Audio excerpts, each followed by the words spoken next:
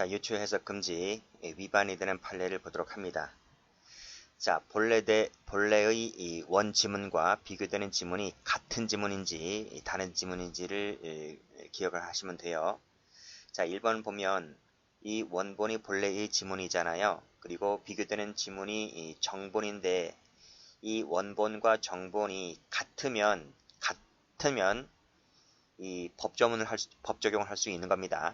같기 때문에. 근데 만약에 다른다 라고 판단될 때는 이 본래 지문을 비교되는 지문에 적용할 수 없는 거예요. 만약에 적용하게 되면 그것이 바로 유추해석 금지 원칙에 위반되는 것이다. 이렇게 보시면 되겠습니다. 자, 그러면 우리 228조가 형법 각칙에 가면 공정증서 원본 등 불실기재죄라는 것이 있는데 여기서 이 원본이라고 하는 것이 뭐죠? 원본이라고 하는 것은 최초로 작성한 서류를 원본이라고 하잖아요. 그럼 정본은 뭐예요? 정본은 그 원본에 의거해서 공무원이 작성해주는 문서가 정본인 거예요. 가장 대표적인 것이 우리 판결 정본이 그 대표적인 예가 되죠. 그래서 이 원본과 이 정본은 같은 단어다 아니다?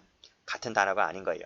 같은 단어가 아니기 때문에 이 본래의 지문을 비교되는 지문에 갖다 적용할 수가 없는 겁니다. 만약 갖다 적용하게 되면 가지고 와서 적용하게 되면 유추해석 금지 원칙에 위반되는 것이겠죠. 그렇게 보시면 되겠습니다. 그래서 불실의 사실이 기재된 공정증서의 이 정본을 그쵸? 그 정을 모르는 법원 직원에게 교부한 행위가 공정증서 원본 등 불실기재죄의 구조로 되어 있긴 하지만 이것은 정본이지 원본이 아니기 때문에 따라서 원본 불실기재죄를 적용할 수 있다 없다? 없다. 그래서 이걸 적용하게 되면 유추해석 금지 원칙에 위반되는 것이다. 이런 말입니다. 그래서 자, 여기서 본래의 지문을 제가 검은색으로 밑줄 긋게요. 밑줄 긋고 비교되는 지문, 지금 금지 원칙 위반된다 했으니까 비교되는 단어를 제가 동그라미 칠게요. 동그라미 친다. 그래서 이 원본이라는 단어와 정본이라는 단어는 완전히 다른 말이기 때문에 원본을 정본에다가 적용할 수 있다 없다? 없다. 적용하게 되면 그야말로 유추 해석이 되는 것이다. 이런 말입니다. 그래서 이것은 228조를 적용할 수가 없는 거예요. 그래서 없기 때문에 만약 적용하게 되면 유추 해석 금지다. 이런 말입니다. 금지 원칙에 위반된다. 그런 뜻이죠. 자, 됐고. 자, 그리고 2번을 보게 되면 자, 207조 3항이 자, 행사할 목적으로 외국에서 통용하는 외국의 화폐, 지폐, 은행권을 위조, 변조했을 때 처벌하는 조항인데 여기서 이 통용이라는 단어 있죠? 이 통용이라는 단어는 어떻게 해석이 되냐면 강제 통용력을 갖는다 이런 뜻으로 해석이 됩니다. 그쵸? 우리나라 화폐 있죠? 우리나라 화폐 지폐. 우리나라 화폐 지폐를 우리가 식당 가서 또는 매점에 가서 제시하면 주면 그 점원은 그 돈을 받잖아요. 거부할 수 없죠. 그렇죠? 왜 동전을 갖고 왔느냐? 지폐 달라. 이렇게 할 수 없는 거예요. 동전을 주면 동전을 받는 것이고 지폐를 주면 지폐를 받는 겁니다. 그래서 통용이라는 단어는 강제 통용력을 지닌다. 이런 뜻으로 해석이 되는데 자, 여기 색깔 칠한 글씨 보세요. 강제 통용력을 갖지 아니하는 지폐는 그렇죠? 통용이 아닌 거지. 그렇죠? 설령 이 강제 통용력을 갖지 아니하는 화폐가 강제 통용력이 있을 것이라고 오인 가능성이 있다 하더라도 그것은 강제 통용이 없는 거잖아요. 강제 통용이 없기 때문에 그것은 통용으로 볼 수가 없는 것입니다. 그래서 이 통용과 강제 통용을 갖지 아니한 지폐는 같은 단어가 아니죠. 같은 단어가 아니기 때문에 따라서 요 색깔 칠한 글씨에 통용이라는 이 207조 3항을 적용할 수 있다 없다? 없다. 적용하게 되면 유추 해석이 되는 것이다. 이런 말이죠. 그래서 여기 밑에서 세 번째 줄, 이 통용하는 지폐에 일반인 관점에서 통용할 것이라고 오인 가능성까지, 그렇죠? 오인 가능성까지 포함시켜서 이 단어를 확장하는 것은 그야말로 유추 해석이 되는 것이다. 이런 뜻입니다. 통용이란 말은 뭐다? 통용이란 말은 여기 있잖아요. 강제 통용력을 지닌다는 뜻으로 해석해야 되는 것이지 이 통용이라는 단어는 강제 통용은 없지만 오인 가능성이 있다 손 치더라도 이건 어디까지는 통용이 아니기 때문에 통용이라는 단어를 이것까지 통용이라고 보게 되면, 그렇죠? 이것까지 통용이라고 보게 되면 그야말로 통용이라는 단어를 그 의미를 확장하고 있는 것이다. 이런 뜻입니다. 자, 됐고. 그래서 이 죄형법정주의, 특히 이 유추해석 금지 원칙을 확실히 이해를 하려면 강론책을 공부하고 와야 돼요. 1번이든 2번이든 3번이든 전부 다 강론책에 나오는 중요 판례들이기 때문에 초보자가 처음부터 이런 판례를 건드리면 상당히 어렵거든요. 그렇기 때문에 죄형법정주의는 강론책까지 다 배우고 온 다음에 가장 마지막에 공부하는 것이 좋다. 이런 말입니다. 자, 1번도 중요한 판례이고 2번도 중요한 판례이고 무수히 출제가 많이 된 판례들이죠. 3번도 마찬가지입니다. 3번도 중요한 판례고 4번도 중요한 판례고 전부 다 강론 판례입니다. 자, 243년대요. 음란한 문서, 도화, 필름, 기타 물건을 반포, 판매, 임대, 공연, 전시, 상영했을 때 처벌하는 조항인데 여기서 잘 보셔야 돼요. 여기서 요 세 번째 줄입니다. 이게 사실관계거든요. 읽어볼게요. 피고인이 음란한 영상 화면을 수록한 컴퓨터 프로그램 파일을 통신망을 통하여 전송하는 방법으로 판매를 했는데 과연 이 피고인을 요 사실행위에 대해서 243조를 적용할 수 있는가 이런 말입니다. 근데 가만히 보면 음란한 영상 화면을 수록한 이 컴퓨터 프로그램 파일이거든요. 파일. 요 파일인데 요 파일이 자 구성 요건 읽어볼게요. 이게 문서냐, 도화냐, 필름이냐, 기타 물건이냐 이 네 개 중에 하나, 둘, 셋, 네 개 중에 하나에 해당되어야 되거든요. 하나에 해당되어야지 243조를 적용할 수가 있는 것인데 이 파일이 문서는 아니잖아요. 그쵸? 탈락이고. 그럼 파일이 도화는 아니잖아요. 탈락이고. 파일이 필름은 아니잖아요. 탈락이고. 문제는 이 파일을 기타 물건으로 보아서 243조를 적용할 수 있느냐가 다퉈진 사건인데 대법원은 어떻게 보았는가 하면 이 파일은 기타 물건이 아니라는 거예요. 그래서 이 법을 적용할 수가 없다. 그래서 무죄다 이런 말입니다. 왜 이 기타 물건이 아닐까요? 그것은 보세요. 이 기타라고 하는 단어가 자 여기 기타라고 하는 단어가 앞에 열거된 문서, 도화, 필름과 나란히 병렬적으로 문장이 구성되어 있잖아요. 그러니까 문서와 도화와 필름과 대등관계잖아요. 대등관계. 대등관계이면서 병렬관계잖아요. 따라서 기타라는 단어는 앞에 문서나 도화나 필름이 재물성, 물질성을 띠고 있기 때문에 따라서 기타 물건도 재물성, 물질성을 띠고 있어야 한다는 겁니다. 그런 측면에서 봤을 때 이 파일이라고 하는 것은 이 문서나 도화나 필름 같은 재물성, 물질성을 띠고 있다라고 볼 수가 없겠죠. 그렇기 때문에 이것은 기타 물건으로 볼 수가 없다는 겁니다.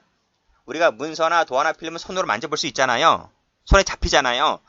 잡히지만 파일이 잡힙니까? 파일이 USB나 컴퓨터에 내장되어 있는 거잖아요. 파일이 손에 안 잡힌단 말입니다. 그래서 물질성을 띠고 있지 않다는 겁니다. 그렇기 때문에 기타 물건으로 볼 수가 없다. 그래서 이 파일은 이것도 아니고 이것도 아니고 이것도 아니고 이것도 아니기 때문에 이 법 어디에도 해당되지 않는다는 겁니다. 그렇기 때문에 결국 243조를 적용할 수가 없다. 이런 뜻입니다. 그래서 여러분들은 어떻게 체크를 해두냐면 여기 기타 물건 나와 있죠. 기타 물건. 이 기타 물건 검은색 밑줄 그으시고 그리고 빨간색으로 파일 동그라미 치시고 그렇죠? 그래서 기타 물건과 파일은 동일어가 아닙니다. 같은 말이 아니기 때문에 이 243조를 끌어다가 이 사실관계에 적용할 수가 없다. 그래서 적용하게 되면 그야말로 유추해석이다. 이런 말입니다. 그럼 표시를 어떻게 하시냐면 앞에서 여기서 검은색으로 여기 밑줄 그어놨죠. 그리고 여기도 통영 밑줄 그어놨죠. 그렇죠? 기타 물건 밑줄 그었습니다. 빨간 펜 들으시고 정본 동그라미 그리고 강제 통용력을 갖지 아니하는 동그라미 됐나요? 그래서 이 검은색에 동그라미, 빨간색 동그라미를 적용하게 되면 빨간색 동그라미에 원본을 적용시켜 버리면 유추해석 금지 원칙에 위반된다. 이런 표현입니다. 그렇죠? 그리고 여기서도 통용이라는 말에 오인이라고 하는 부분을 동그라미 치시고 이걸 포함시킬 수 없어요. 포함시키면 유추입니다. 유추. 자, 여기서도 4번도 보시면 일단은 이 재물을 밑줄 그으시고 여기도 보시게 되면 컴퓨터 사용 사기죄 밑줄 그으시고 됐어요? 자, 보세요. 4번 보세요. 컴퓨터에 저장된 정보가 절도죄의 객체인 재물에 해당되느냐 우리 절도죄 객체는 재물이잖아요. 재물이죠. 절도죄 객체는 재산상 이익이 아닙니다. 객체가 재물만 되기 때문에 이것을 순수한 재물죄다 이렇게 부르는 겁니다. 자, 그러면 이 정보를 절도죄 객체인 재물로 보아서 절도죄를 적용할 수 있을 것이냐가 다퉈지는데 이건 볼게요. 절도죄 객체는 재물이라고 재물로만 한정된다. 그런데 컴퓨터에 저장된 정보는 재물이 아니잖아요. 손으로 만져볼 수 있어요? 똑같은 거예요. 여기 파일도 뭐 손으로 만져지는 게 아니잖아요. 정보도 손으로 만져지는 게 아닙니다. 그래서 이것은 재물이 아니다. 재물이 아니기 때문에 결국 뭐다? 절도죄 적용할 수 있다? 적용할 수가 없다. 그래서 이 정보를 가져갔단 말이에요. 정보를 복사해서 출력을 해서 가져갔단 말입니다. 자, 색깔칠한 글씨. 컴퓨터에 저장된 정보를 복사하거나 이를 출력해 가져간 것을 가지고 절도죄로 처벌할 수 있느냐? 없다는 거니까. 없다. 절도죄가 되려면 재물성을 띄어야 되는데 정보는 재물성을 띄고 있지 않기 때문에 정보를 출력을 해서 가져간 것은 절도죄로 처벌할 수가 없다. 절도죄를 처벌하게 되면 유추해석이다. 이런 말입니다. 그런 표현이고 우리 강론책 가면 다 나오는 거죠. 자, 다음 컴퓨터 사용 사기죄인데 컴퓨터 사용 사기죄는 여기 밑에 보시게 되면 객체가 객체가 재산상의 이익으로만 한정되어 있습니다. 그래서 이것을 순수 이득죄다 이렇게 말하죠. 절도죄는 재물만 객체가 되지만 반대로 컴퓨터 사용 사기죄는 순수 이득죄이기 때문에 이익으로만 한정됩니다. 그렇죠? 요 이익이 이제 객체란 말이죠. 자, 그런데 절취한 타인의 신용카드로 현금 자동 지급기에서 현금을 인출했다. 그러면 이 현금이 재물입니까? 이익입니까? 만약에 이익이라고 하면 컴퓨터 사용 사기죄 처벌할 수 있겠지만 이것을 재물로 보면 컴사를 처벌할 수가 없는 것이죠. 그렇죠? 현금이 재물입니까? 이익입니까? 재물이죠. 재물이란 말. 이것은 재물이기 때문에 재물이지 재산상 이익이 아니죠. 이익이 아니기 때문에 컴사로 처벌할 수가 없다. 처벌하게 되면 유추해석이다. 이런 말입니다. 그래서 여기 밑에서 보시게 되면 절취한 타인의 신용카드로 현금을 인출한 행위는 컴퓨터 사용 사기죄로 처벌할 수가 없다. 이걸 하게 되면 유추다. 이런 말입니다. 자, 됐어요? 자, 그러면 여러분들은 다 이렇게 밑줄 그었죠? 검은색 밑줄 그었죠? 검은색 걷고요. 검은색 밑줄 걷고요. 이 검은색 밑줄 그었어요. 빨간색 동그라미 치셨죠? 색깔 칠해. 그다음에 여기 색깔 여기 색깔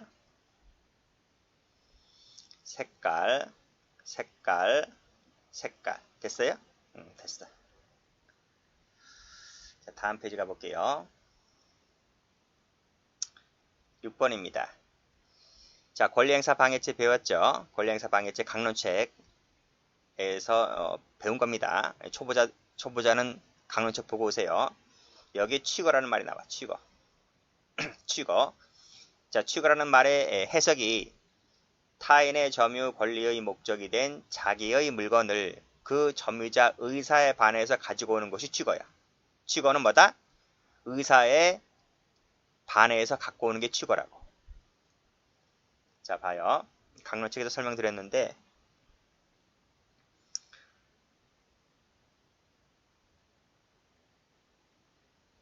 절취가 있고 강취가 있잖아요. 그치? 이건 절도죄에서 나오는 말이고 강취는 강도죄에서 나오는 말입니다. 편취가 있죠. 편취는 사기죄에서 나오잖아. 사기죄. 그쵸? 이 절취나 강취는 밑에 의사에 반해서, 그쵸? 의사에 반해서 가지고 오는 게 절취입니다. 강취고. 편취는 뭐야? 편취는 하자 있는 하자가 있는 의사에 기하여 가지고 오는 거죠. 가지고 오는 겁니다. 이 두 가지는 다 뭐였어요? 타인 소유, 타인 점유물을 그쵸? 자기 소유, 뭐 자기 점유로 옮긴다. 이렇게 옮긴다는 거야. 이렇게 옮긴다. 옮기는데 절치나 강치는 의사에 반해서 옮기는 것이고 편치는 하자 있는 의사에 기해서 옮기는 거예요. 그러면 밑에 보면 이 권리행사 방해죄가 나오는데 권리행사 방해죄에서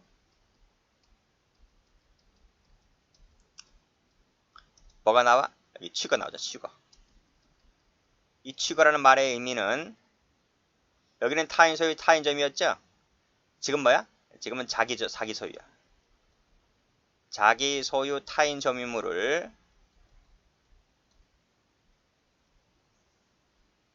이렇게 자기 소유 자기 점유로 옮기는 거야. 그러면 이 취거와 이 절치 아니죠. 편치죠. 편치 아니죠. 절치죠. 절치 강치와 취거의 차이점이 뭐냐면 절치 강치는 타인 소유고 취거는 자기 소유야. 이 차이밖에 없어요. 구조는 똑같아요. 똑같이 이 절치 강치는 의사에 반해서 가져오는 것이고 취거도 의사에 반해서 갖고 오는 거예요. 의사에 반해서. 그러니까 절치 강치와 취거의 차이점은 의사에 반해서 가지고 오는 건 똑같은데 그게 타인 소유냐 자기 소유냐 객체에서 그 차이밖에 없는 거예요. 근데 여기서는 취거가 하자 있는 의사에 기해서 가지고 오는 것은 취거가 아니야. 취거는 의사에 반해서 갖고 온다는 말밖에 없는 거지. 그렇게 해석되는 것이지 하자 있는 의사에 기해서 가지고 오는 것은 즉 여기 타인 소유 타인 점유를 자기 소유 타인 점유를 그 타인이 점유하고 있는 자기 소유를 그 사람에게 사기쳐 가지고 즉 하자 있는 의사에 의해서 가지고 오는 말은 취거로 해석될 수가 없는 것이지. 현행법상 규정이 없어요. 무슨 말인지 아시겠어요?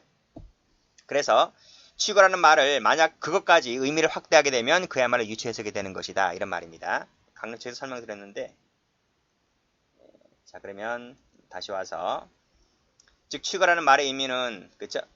다시 취거라는 말의 의미는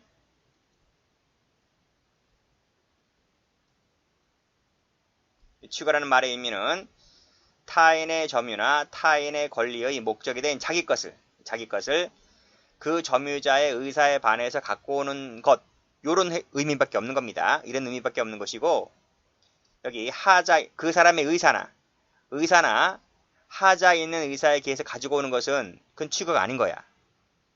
무슨 말인지 아시겠죠? 그러니까 타인의 점유 및 권리의 목적이 된 자기 것을 그 점유자의 의사나 하자 있는 의사에 기해서 가지고 오는 것은 취거 의미가 없다. 현행법상. 그러니까 사기죄에서 말하는 편취라는 개념이 여기에는 통하지 않는다 이런 말입니다. 그래서 이런 의미까지 만약에 취거로 해석된다면 그것이야말로 유추 해석이고 확장 해석이다 이런 말이죠.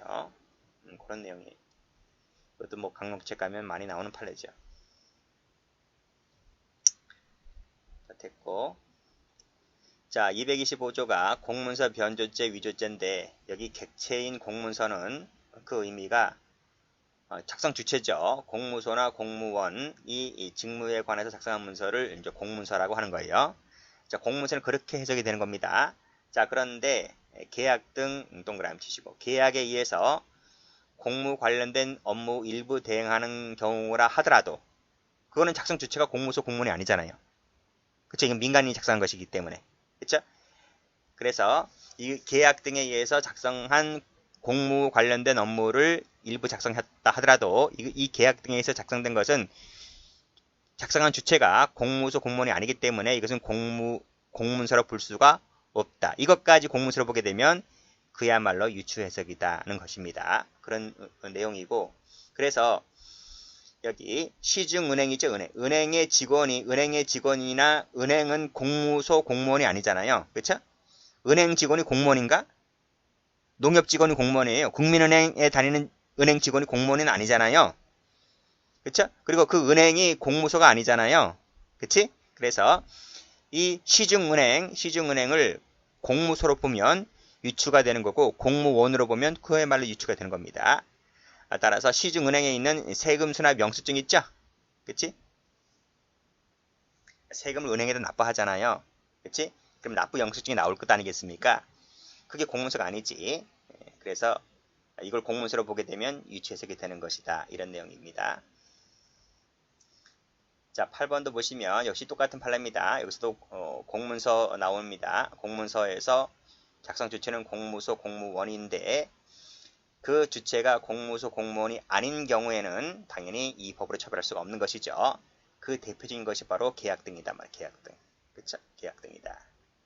여기도 보면 화물 자동차 운수사업 협회의 임직원. 이 협회의 임직원이 공무소가 아니잖아요. 그쵸? 공무원이 아닙니다. 공무원을 보게 되면 유추고 이 협회 이사장이 작성한 대폐차 수리 통보서 이것도 공문서가 아니다. 공문서로 보면 유추다 하는 겁니다. 결국은 이건 사무사라는 얘기죠. 그런 내용이고. 자, 여기도 공전자죠. 공전자 기록 위작 변작죄. 그 공무원 또는 공무원이 전자기록은 역시 이 주체가 공무소 또는 공무원이 되는 것이므로 주체가 공무소 공무원이 아닌 경우는 이 법으로 처벌할 수가 없는 것입니다. 처벌하면 유추다. 그 대표적인 것이 방금 말씀드렸던 계약 등이다. 이런 말이죠. 똑같은 판례들이죠. 여기도 공단의 임직원은 공무원이 아닙니다. 준공무원이지. 공단 똑같아요. 공단 똑같아. 됐어요? 자, 다시 올라가서 자, 여러분들이 검은색 표시가 되어 있는 것들은 취거입니다. 취거는 의사에 반해서 가지고 오는 것이 취거입니다. 이렇게 해석이 되는 것이므로 따라서 의사에 기해서 가지고 오거나 하자 있는 의사에 기해서 가지고 오는 것은 취거가 아니죠. 취거로 보면 유추 해석이 되는 것이고 공문서는 작성 주체가 공무원 또는 공무소가 작성한 문서를 말하는데 계약에 의해서 작성한 것은 작성 주체가 공무원이 아니기 때문에 공문서로 볼 수가 없는 것이죠. 시중은행의 임직원이나 역시 은행은 공무소가 아니고 공무원이 아닙니다. 그 예가 영수증이다. 여기 계약 똑같죠? 똑같고 협회 똑같고요. 대폐차 수리 통보서 공문서 아닙니다. 공문서로 보면 유추다. 여기도 똑같습니다. 색깔 칠하고 공단 색깔 칠하고 공단 색깔 칠하고 공단 색깔 칠하면 돼요. 그쵸? 구조 똑같죠? 똑같고 돌아가면서 하나씩 나옵니다. 어떨 땐 뭐 7번 내고 어떤 땐 8번 내고 어떤 땐 9번 내고 그래요. 출제하기도 합니다. 여기까지입니다.